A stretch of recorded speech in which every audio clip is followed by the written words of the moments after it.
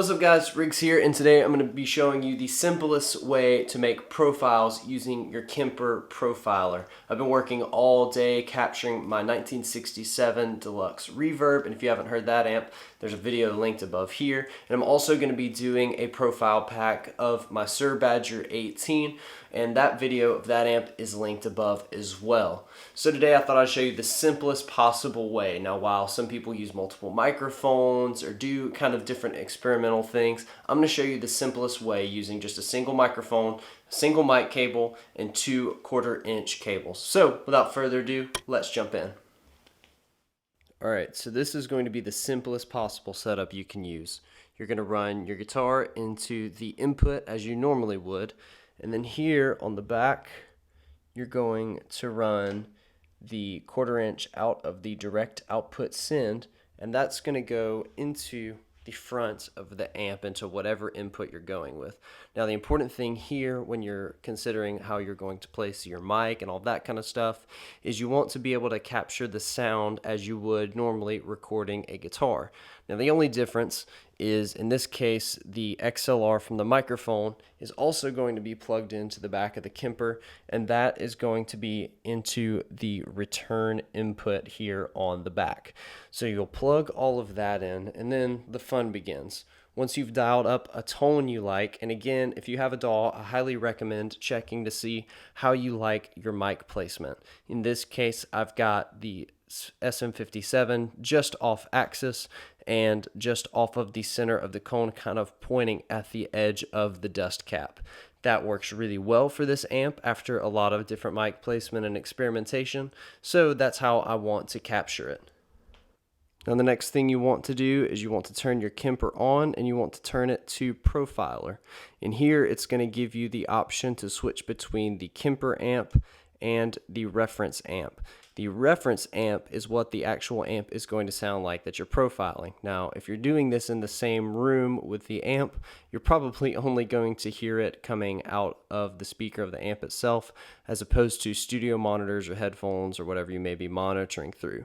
The Kemper amp is a profile you can select that you want to reference it against. In this case, for instance, I'm using another profile of this amp that I've already captured to kind of make sure I've got levels and such, and also that I'm not clipping, so I'll have to adjust the return level accordingly. Once you've done that, you click Next. You select whether or not it's a distorted or a clean profile and whether or not it has a cabinet. In this case, this is going to be a distorted profile because I've got this amp almost maxed out. So after that, you want to click Start Profiling. And then this is where things get a little crazy. So I'm going to go ahead and click that, and you can hear what it sounds like. Now before you click Start Profiling, I'd recommend having some kind of earplugs or headphones that will seal out some of the noise. In this case, I'm actually using my in-ear monitors because they're custom molds, and they help seal a lot of the noise out because this thing is going to get really loud. So also if you have a child sleeping or a partner that you don't want to disturb, you might want to warn them before you start.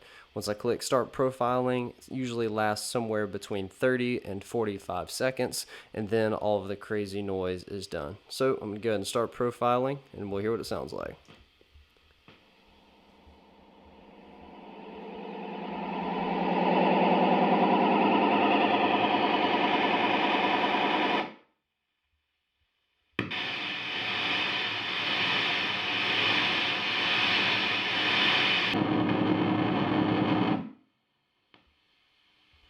Alright, so now that it's done, it'll give you this screen here, and it says the new profile might need some refinement.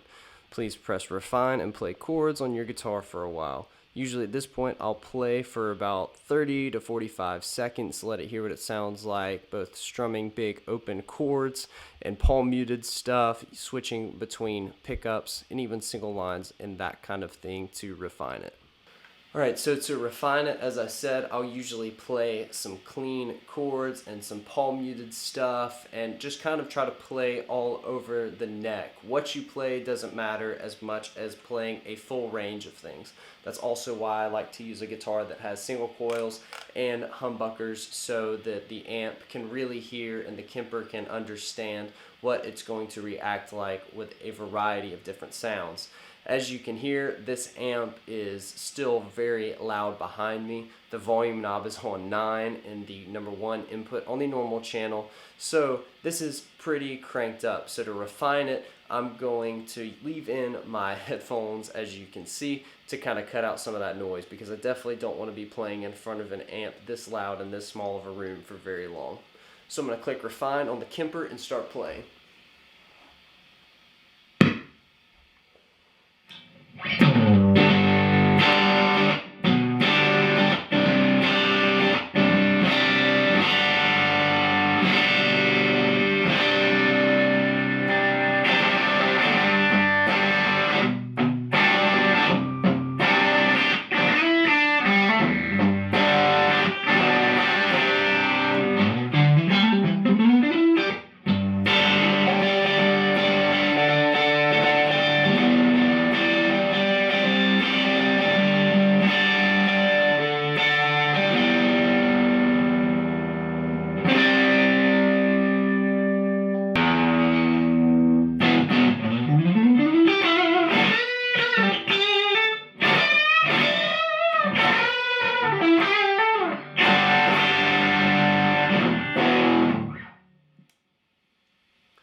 Alright, I'm going to say that's good enough, so now I'm going to save it and I'm going to let you hear what the profile itself sounds like.